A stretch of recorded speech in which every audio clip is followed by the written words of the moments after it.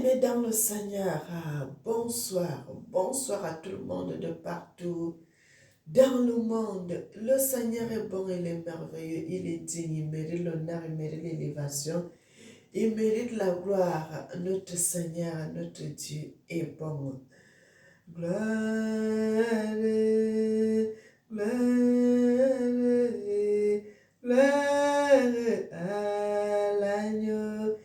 Bien-aimés, nous allons prier. Éternel Papa, nous te célébrons, nous te magnifions, nous t'exaltons. Tu es merveilleux, tu es digne. Tu mérites l'honneur, tu mérites l'élévation, tu mérites la gloire. Amen. Je suis votre sœur Mélanie. Bienvenue sur notre chaîne Nzambi Africa. Dieu est le maître de l'histoire. Nous allons aller dans le livre de 2 Samuel 13. Je vais commencer au verset 1.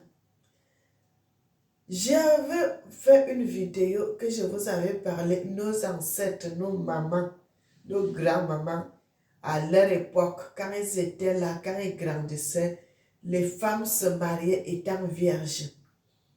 Les femmes n'avaient pas connu d'homme avant le mariage parce que c'était interdit. La personne qui faisait ça,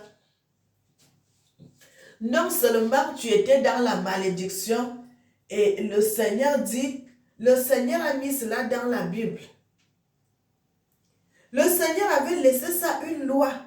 Une femme ne pouvait pas commencer à aimer les hommes sans être mariée. C'était impossible. Tu ne pouvais pas faire cela. Il fallait attendre que tu te maries avant que tu sois avec ton mari. Et qu'est-ce qui s'est passé? C'est à cause du péché que nous avons eu tous ces problèmes, que nous avons eu ces difficultés.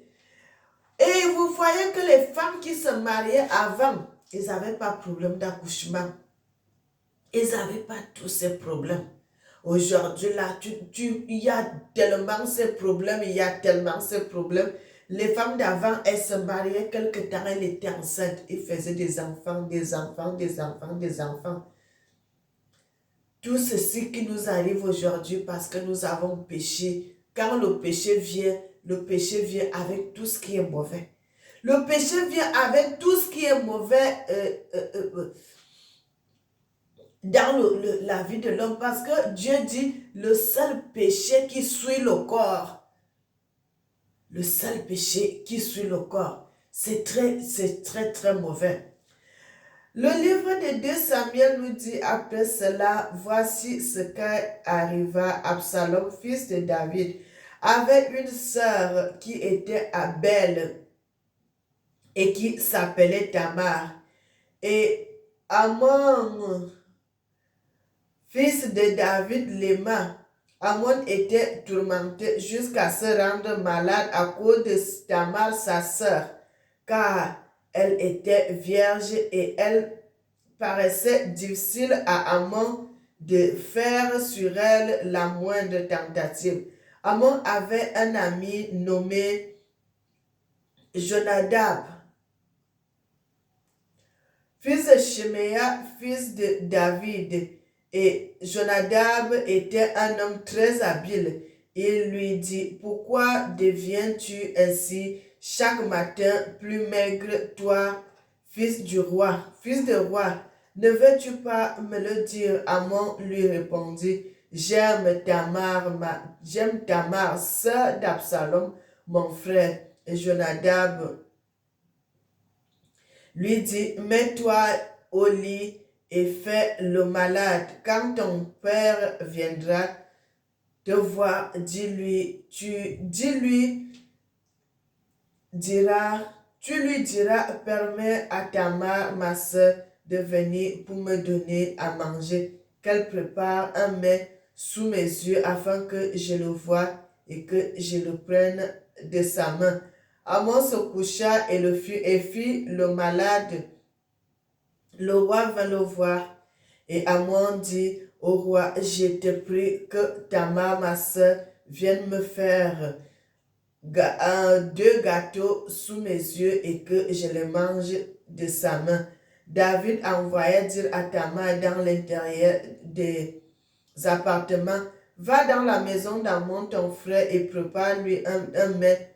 Tamar alla dans la maison d'Amon, son frère, qui était couché. Elle prit le gâteau. Elle prit la pâte pétrie, prépara devant lui les gâteaux, il fit cuire. Prenant ensuite la poêle, elle les versa devant lui. Mais Amon refusa de manger et dit, fais sortir tout le monde. Et tout le monde sortit de chez lui. Alors Amon dit à Tamar, apporte le mets dans la chambre et que je le mange de ta main. Tamar prit le gâteau qu'elle avait fait et les apporta à Amon, son frère, dans la chambre. Comme elle lui présenta à manger, il la saisit et lui dit, viens avec moi, ma soeur. Elle lui répondit, non, mon frère, ne me déshonore pas, car on n'agit point ainsi en Israël. Ne commets pas cette infâme. Où irai-je, moi, avec ma honte, et tu seras comme d'un infâme en Israël. Maintenant, je te prie, parle au roi et il ne s'opposera pas à ce que je sois à toi. Mais il ne voulut pas l'écouter. Il fit violence et la déshonora et se coucha avec elle. Puis Amon eut pour elle une forte aversion, plus forte qu'elle n'avait été son amour, et il lui dit, lève-toi, va-t'en. Elle répondit, n'augmente pas en me chassant le mal que tu m'as déjà fait. Il ne voulut pas l'écouter et l'appela. Les garçons le servaient et dit, qu'on éloigne de moi cette femme et qu'on la mette dehors. Et la ferma et ferme la porte après. Elle avait une tunique de plusieurs couleurs, car c'était le vêtement que portaient les filles du roi. Alors, aussi longtemps qu'elles étaient vierges. Frères et sœurs, ici, on parle de l'habit qui avait plusieurs couleurs. Dans le livre de, je crois, Genèse aussi, on a déjà parlé cela.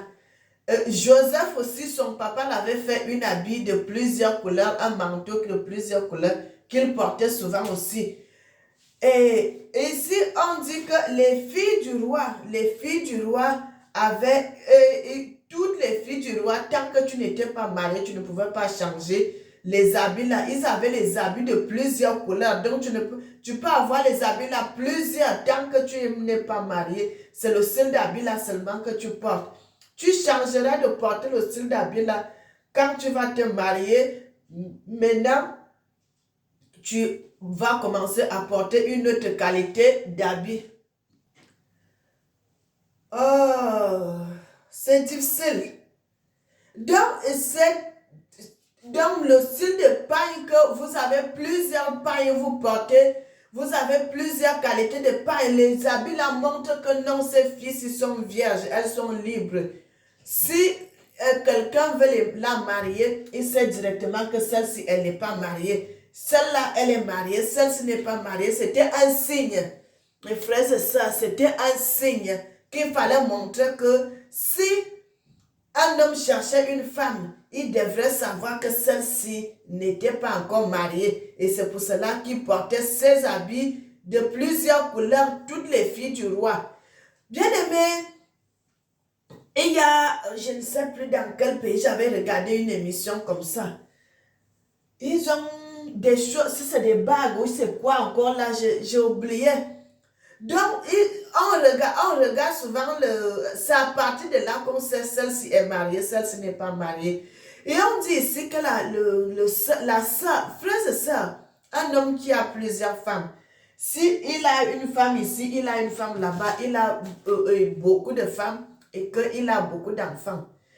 Tous ces enfants sont les enfants d'une même personne.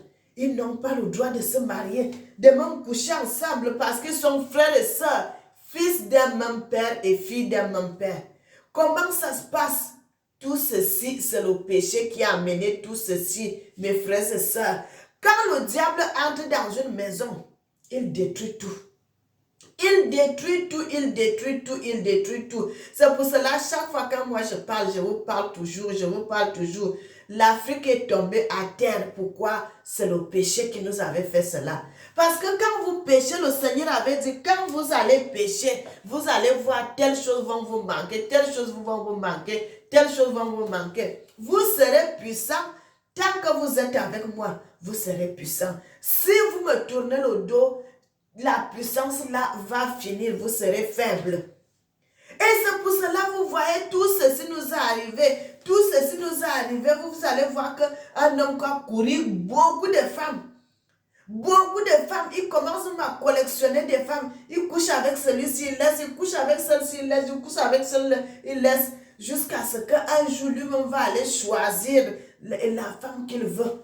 Tant qu'il n'est pas satisfait, il ne va pas arrêter. Alors que Dieu avait dit, lorsqu'un homme va coucher avec une femme, tu la prends en mariage. En mariage. Ce n'est pas les affaires de commencer à collectionner les femmes. Tu vas tester celle-ci, tu vas tester l'autre, tu vas tester l'autre.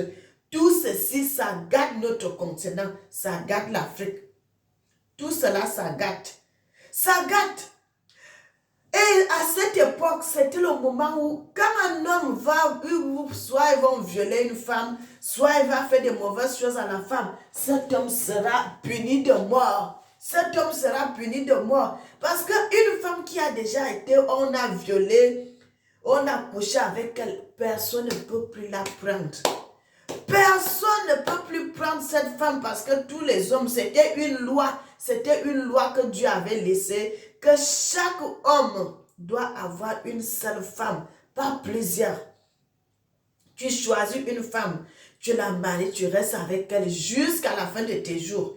Tu ne devais pas recommencer à aller chercher. Non, quand tu as déjà connu une femme, tu es avec elle. Tu restes avec elle. Déjà même avant de connaître une femme, lorsque tu choisissais une femme, vous allez causer avec la famille et tout et tout. Vous allez d'abord faire la dot, vous allez faire le mariage avant de coucher avec cette femme. Tu ne pouvais pas coucher avec cette femme avant. Il fallait d'abord que le mariage soit célébré. Et c'est là où tu devais coucher avec ta femme parce qu'elle est déjà là, ta femme, elle est déjà tienne. Donc, il n'y avait plus de problème. Et quand tu la prenais, c'était pour toute la vie. Et vous voyez donc ce que le frère de Absalom avait fait à sa demi-sœur. C'était une chose abominable. Parce que cette fille ne pouvait plus trouver un homme. Qui va accepter de venir prendre une autre femme que un homme a déjà couché, qui est déjà souillé? Personne ne pouvait plus la prendre en mariage. Personne ne pouvait plus la prendre pour épouse. C'est pour cela qu'elle pleurait. Ça fait mal parce qu'une fille, quand tu es là, tu sais qu'un jour je vais me marier et quelqu'un vient te faire du mal de cette façon, elle a gâté ta vie, cette personne a gâté ta vie. Tout ceci nous arrive, tout ceci nous est arrivé à cause du péché parce qu'on avait péché, on s'est détourné de la loi de Dieu et c'est pour cela, tout ceci nous est arrivé. Et c'est pour cela que tout ceci nous est arrivé. Frères et sœurs, il y a beaucoup de choses que nous voyons dans qui se passe. Le Seigneur dit la repentance, les Africains doivent se repentir sincèrement, sincèrement. Parce que la vie que nous vivons aujourd'hui là, nos mamans n'ont jamais connu cette vie. Tu vas voir une femme qui s'est mariée étant vierge, elle a connu que son mari seul. Son mari seul. Et vous allez voir, de nos jours, vous allez voir des filles même qui prennent leur corps, qui se font déjà les boutiques, ils se font déjà les marchandises. Ils disent, je vais vendre mon corps. Avec mon corps, je vais de l'argent. Avec mon corps, je vais ceci. Tu prends ton corps, tu commences à faire la prostitution avec. Tu gagnes de l'argent. C'est... Oh là là là là, c'est terrible, c'est terrible, c'est terrible. Ton corps devient la boutique, ton corps devient la marchandise, ton corps devient une nourriture que tu partages comme ça. Alors que c'est mauvais, c'est mauvais. Tu prends là-bas, tu prends là-bas, tu prends là-bas, tu prends là-bas. La femme est destinée pour un homme, un seul homme. C'est tout. La femme n'a pas le droit d'aller courir les hommes dehors, d'aller chercher l'argent, d'aller faire comme ça, avec son corps. Tu peux faire le commerce, vendre les choses, vendre ce que tu veux, mais pas ton corps. Parce que la Bible dit le corps est le temple du Saint-Esprit. Notre corps est le temple du Saint-Esprit, l'Esprit de Dieu, l'Esprit sacré. Tout ceci, le péché nous a tués. Le péché nous a tués. C'est pour cela que nous marchons en pleine journée, nous titubons. C'est comme si on ne voit pas. Alors qu'il y a le soleil qui brille, mais vous ne voyez pas à cause du péché. Le péché détruit tout sur son passage. Mais à la l'allure où on va, mes frères et sœurs, à la l'allure où on va, la parole de Dieu a recommencé à prendre place petit à petit. Petit à petit, ça va revenir. Nous allons continuer à marier nos enfants. Nous n'avons pas eu cette chance. Nous n'avons pas eu cette chance que nos mamans avaient eue. Mais nous, on n'a pas eu cette chance. Mais nos enfants auront cette chance de se marier étant vierge. Que tu donnes ta fille en mariage, elle est vierge. Toi-même, tu es contente. Toi-même, ça te fait la joie. Toi-même, tu prends l'honneur. Tu as élevé un enfant jusqu'à ce qu'elle n'a pas couché les hommes, n'importe comment. Et elle va en mariage. C'est une célébration, c'est une joie. Peuple de Dieu, le moment est arrivé de commencer à dire des vérités. À commencer à dire des vérités, les vérités qui sont cachées. Les vérités qui sont cachées. Vous allez voir des petites filles de 13 ans qui commencent à chercher des garçons. Les petites filles de 14 ans. Au lieu de garder son corps. Tout ceci, c'est le péché. La vie facile. L'argent facile. Ils veulent tout avoir.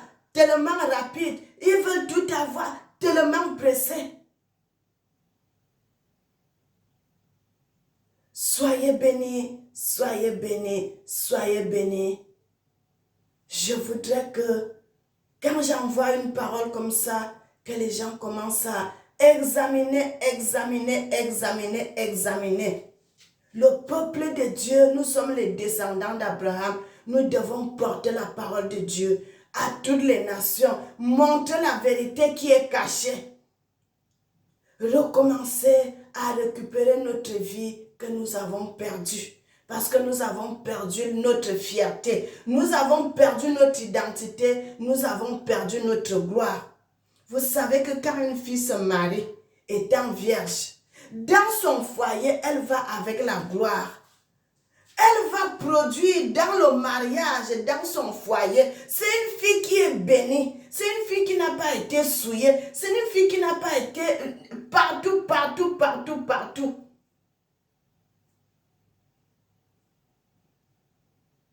La Bible dit, l'homme qui trouve la femme trouve le bonheur. L'homme trouve la femme, lorsque l'homme trouve la femme, il trouve le bonheur. Combien de fois quand tu envoies ta fille, elle se marie étant pure. La pureté. C'est pour cela que nos mamans n'avaient pas de problème. Vous voyez, elle faisait des enfants. Mais nous, à notre génération-ci, nous avons des problèmes. Parce que tu as laissé ton corps partout. Tu ne sais même pas ce qui était arrivé. C'est comme ça. Tu vas coucher avec un homme, tu ne connais pas son état d'âme. Peut-être il est même là, il ne te veut même pas, mais il voit seulement la gloire qui est en toi. Il est en train de tirer. Quand il a déjà tout tiré, il te laisse. On ne sait pas. Le seul péché qui suit le corps. Soyez bénis, peuple de Dieu. Que le Seigneur vous garde, que le Seigneur vous protège. Que le Seigneur soit votre guide et que le Seigneur nous bénisse. Nous allons prier. Éternel mon Dieu, mon roi, tu es merveilleux, tu es digne. Tu mérites l'honneur, tu mérites l'élévation, tu mérites la gloire. Que ton nom soit célébré, que ton nom soit magnifié et que ton nom soit exalté. N'oubliez jamais que l'Éternel vous aime. Moi aussi, je vous aime et que l'Éternel bénisse l'Afrique, qu'il bénisse le monde. Amen.